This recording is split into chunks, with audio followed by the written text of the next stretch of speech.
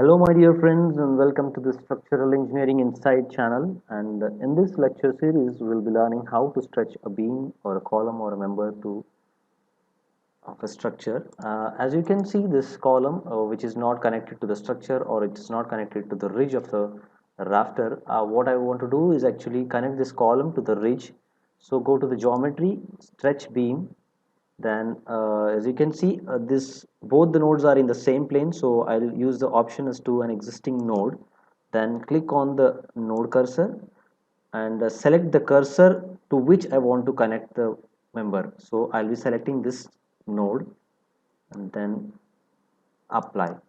See, as you can see, the column has been connected to the ridge.